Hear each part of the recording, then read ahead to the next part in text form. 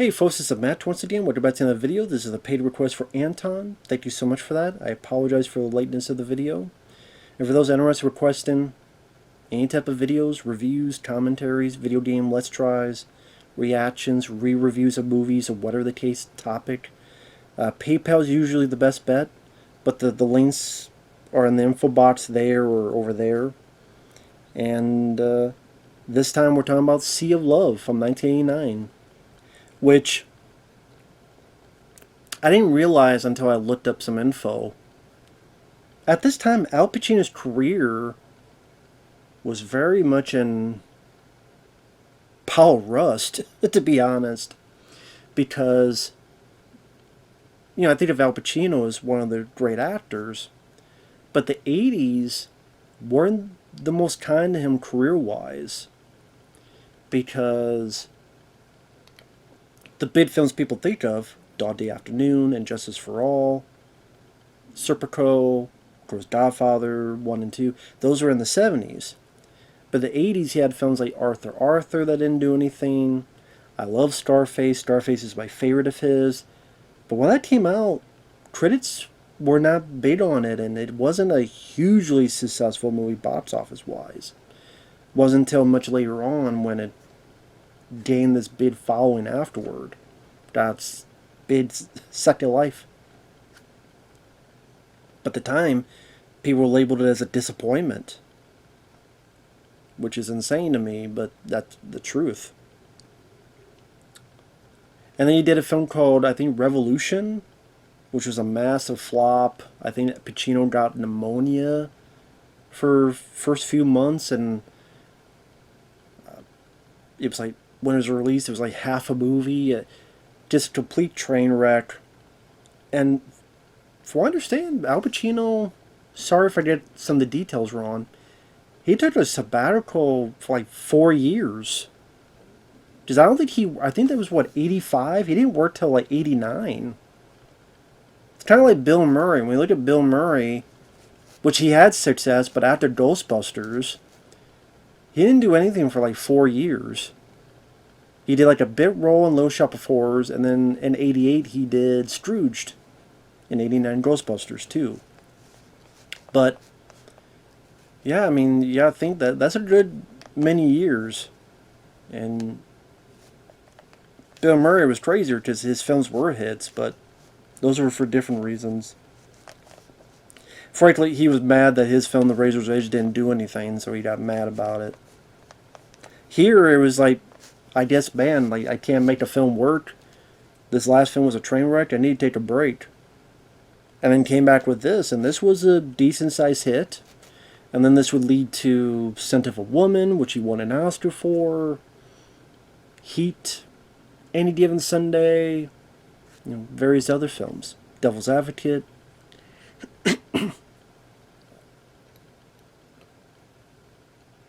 Donnie Brasco. And so you could say this was his comeback movie.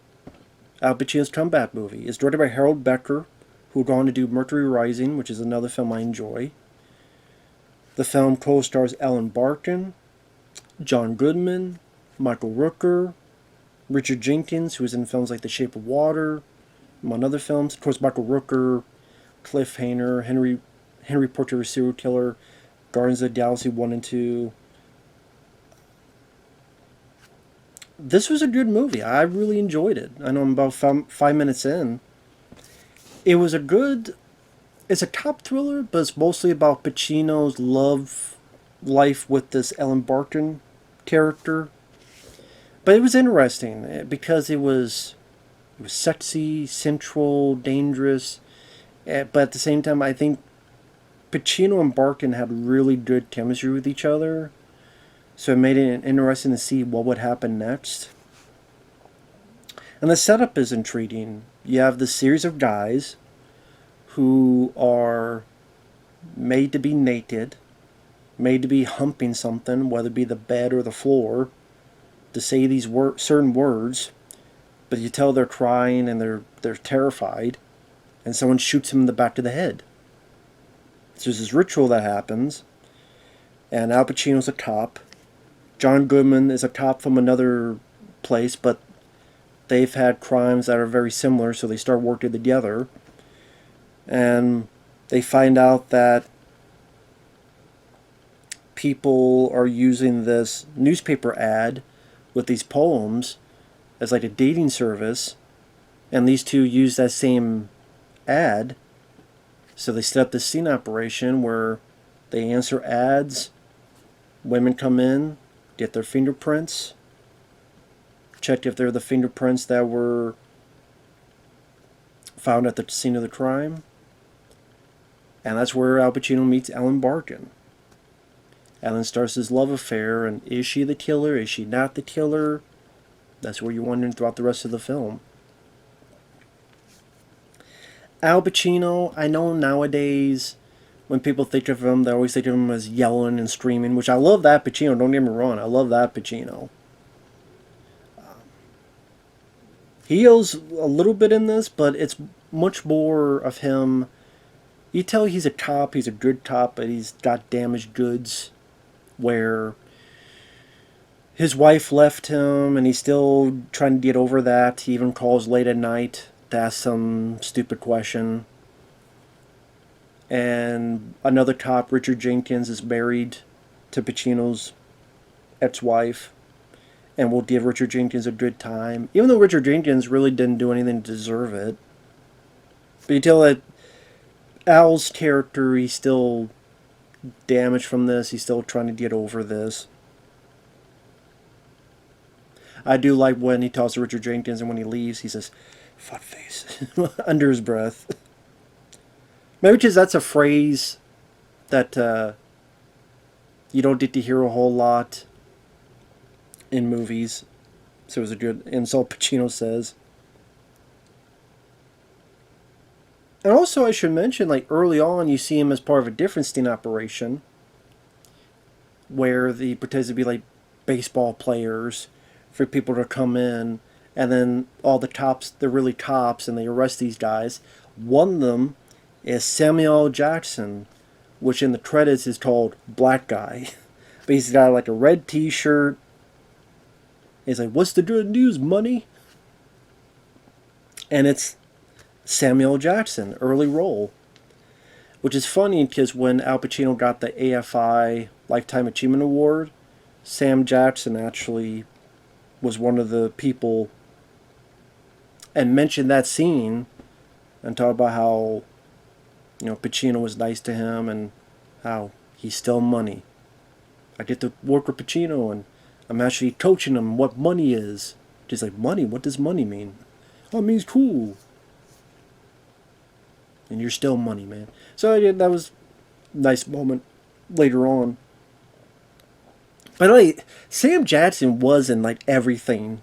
Like every other movie is, oh, there's Sam Jackson. There's Sam Jackson in Coming to America.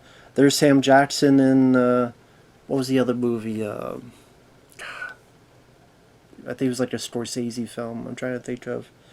And of course, you know, Die Hard movie, Pulp Fiction, Jurassic Park, Star Wars, like Tarzan, King Kong. It's like every other movie Sam Jackson is in.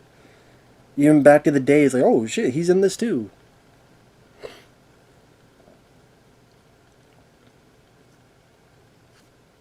So I forgot that, because I had seen this film only once before. I forgot he was in this. I'm like, oh shit, it's Sam Jackson. And he has dialogue too.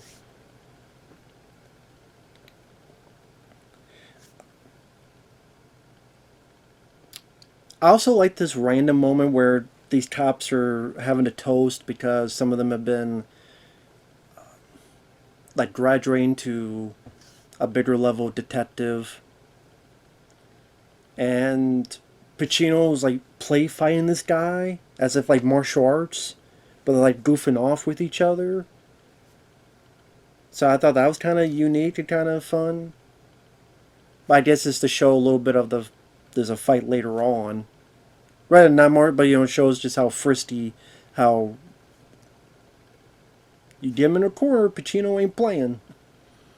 And I like the banter between Pacino and John Goodman. I thought they really worked well together. And John Goodman had a lot of good sense of humor, a lot of nice moments.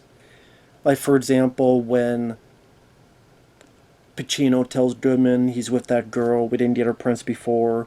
And John Goodman's on the phone. He says the line like, well, what you don't do? Send your dick to a lab? Send your dick to the lab? I thought that was pretty funny. So those two worked very well together. John Goodman I've always been a fan of ever since, Arachnophobia and The Big Lebowski, and always been a big fan of his. And when Pacino was with Ellen Barkin, yes, it's like a erotic thriller, and I may not be the most gun-ho on erotic thrillers, but I thought Pacino and Barkin just had that central chemistry with each other. With his underlying tension, well, Ellen Barkin's been through some stuff, and Pacino's, of course, been through some stuff, and again, Pacino, he's pretty sure she's not the killer, but at the same time, like, he finds a starter pistol, and he's distraught, but then he finds out, wait, it's just a starter pistol? That was a real pistol, what the hell? And those two worked very well together. Their conversations are interesting, but they don't seem too ridiculous or too off the norm. Like, where the hell did this come from? I see, like, they care about each other. When she finds out he's a cop and he lied, and the way he explains it, I really like the energy Pacino brings. To all these people, I'm nothing. But when they find out I'm a cop, or when they need it, what was it, when they get robbed or raped, I'm their daddy. Yeah, they come and find me.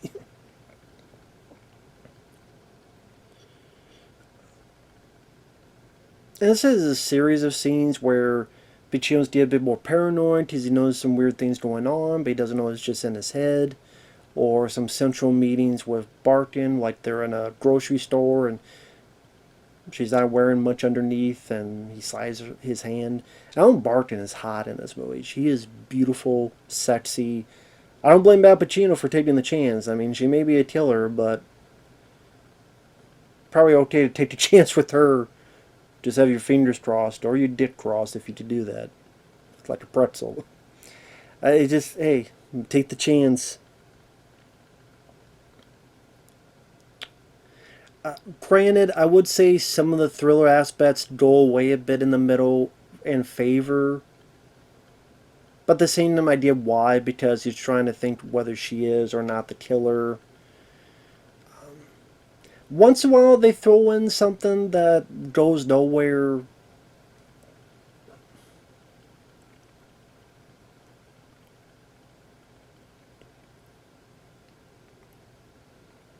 There's this kid that someone says they saw this kid, a black kid, and then they asked at this grocery store, hey, if you can find information on him, let us know. That really doesn't go anywhere because it's red herring. And I must have screwed up. I blanked out on something.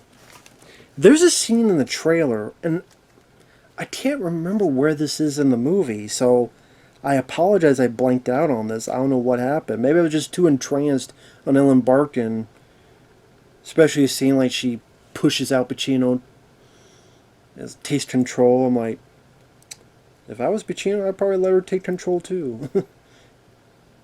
If I wasn't Pacino, if I was just me, I would let her take control. But there's a scene in the trailer where there's like a guy looking at Pacino, and Pacino pulls a gun. It's like, having a gun on him.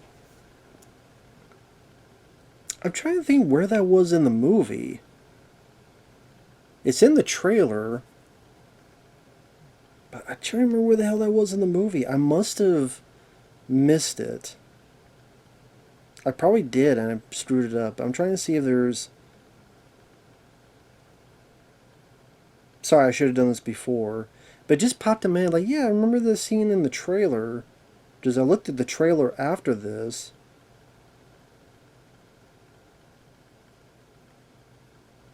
And sorry about this. I know it's like not the most exciting to see someone...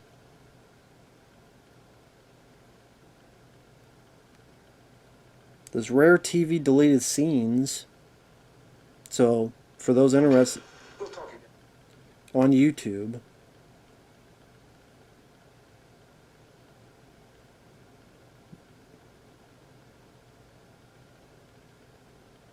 This actually might be the scene I'm talking about.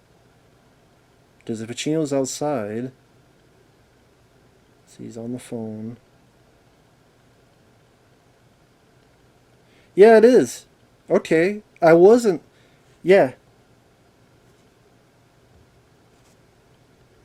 this scene I'm talking about. Well, I don't. Yeah, this bit here. I don't have the music on because I don't copyright. But you know, is this something? Yeah, this was in the trailer, but it's not in the movie. This whole scene here.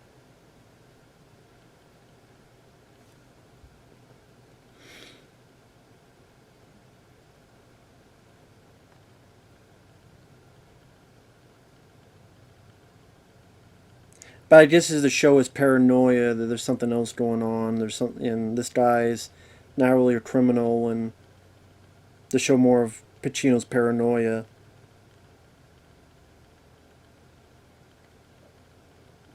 Which if that's the case, I don't know why they took that out of the movie.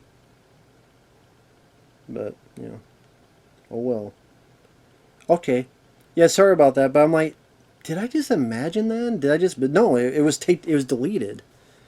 Was that gets annoying when they put someone in the trailer? It's like one of the first things in the trailer. At least the 35 millimeter trailer I saw, but then it's not in the movie. But anyway, sorry that old. So, but there you go. If you like the movie, to Anton, that there's that deleted scene you find that's just is on the TV versions, but it's on YouTube. That scene.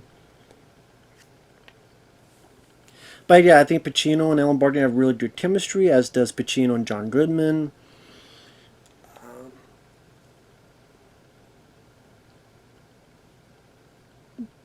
Definitely some nice central chemistry between the two. Pacino, again, shows that he's such a talented actor, and it was great to see him in this kind of more commercial movie. I thought it was a good comeback vehicle for the guy. The finale of the film, getting the spoilers, which some people may say is a cheat, but he thinks it's Ellen Barkin. I do like his confrontation with her, what he does with the gun. Come on, what are you waiting for, huh? Bang, bang, bang. How much? Come on, here, take the gun. Does he see some clues that makes it seem like she could be the killer? She freaks out because she thinks he's crazy. Then when she leaves, he stays in his room for a minute, and then Michael Rooker comes in. Michael Rooker, who we see about 2 or 3 times before, he's the killer. He was the father of Ellen Barkin's kid. He stalks her. Anyone she meets, he has them dressed down, literally kills them, probably on them as if he's going to do something to them. And then him and Al Pacino have a very vicious fight. Very good, vicious fight. And it was great to see Pacino and Michael Rooker, two talented actors, go back and forth with each other. Nice, intense fight. I know Michael Rooker talked about that in the Michael Rosenbaum Inside of You podcast. Mentions how, they both had respect for each other. How Pacino seemed like he was really trying to choke out Michael Rooker. So Michael Rooker really body checks him in the back. He said, was I pulling a bit too hard? Was I going a bit too hard? And apparently Pacino's like, good. So that's a nice fun story Michael Rooker tells. You can find, I think there's a clip of it on YouTube of him telling that story. So it was a nice intense fight. Throws Michael Rooker out the window. Months go by. Goes to Ellen Barkin. Bit of a suave way of trying to get her to listen and then get her to kind of forgive him. There's one scene that I wonder if it was done on purpose. Like he's walking with her along the streets, and there's a guy that just body checks the hell out of Pacino. Like he's walking, and you see a guy just go. He takes like 4 or 5 steps back, but he keeps talking to her. I'm sitting there going, okay, Was this done on purpose? Because if not, credit to them for not stopping. And part of me wants to see if there's any trivia on that. And there's a guy just completely body chest the hell out of him. But I think it was the chemistry between these two. If it wasn't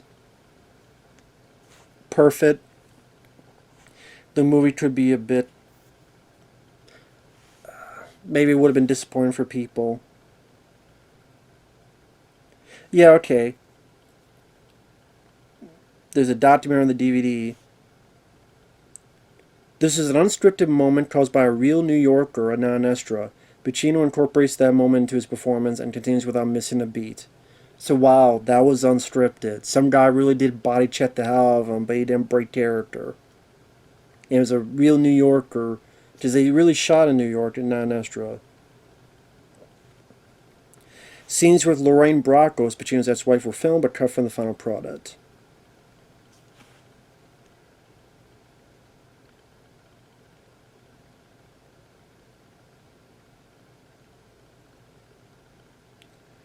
See any other trivia?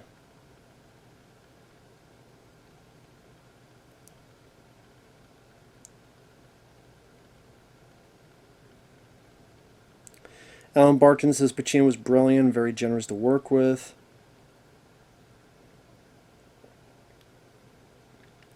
Diane Keaton, with whom Al Pacino was living with at the time, convinced him to do the film. Keaton told Pacino he was not an A-list actor anymore. People were not beating his door down with movie offers. The Straight for Sea of Love was what he was meant to do. Pacino was going broke, had tax problems after not making a movie for 4 years.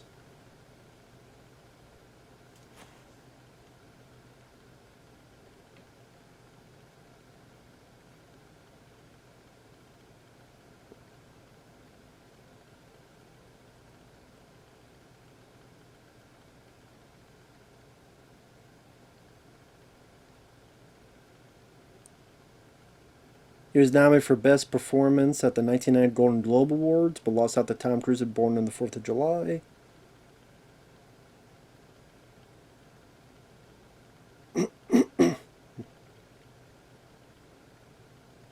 Yeah, this film did decent business. It made decent. Yeah, I forget how much money it made. I want to say 50 million. Let me double check real quick. Like it did. And hey, it's like, hey, Al Pacino, we haven't seen him in a while. How can I miss you if you don't go away? $58.5 million. 110 million worldwide. Made 10 million his opening weekend, top of the box office, and the record for best debut for a fall release. Yeah, I'm sure people missed Al Pacino. Again, wow, he's back and he's doing, a bit more of a commercial film. And it was a pretty decent movie at that. So well made, solid cast, solid movie. I mean, not much more to say than that. If you like Al Pacino, I think it's one of the better erotic thrillers. I think the chemistry is there. The cast works well. Very competently made. Satisfying ending. Doesn't get too ridiculous or too convoluted. Overall, solid piece. So, thanks for watching. Take care, everyone. We'll see you guys later. Bye bye.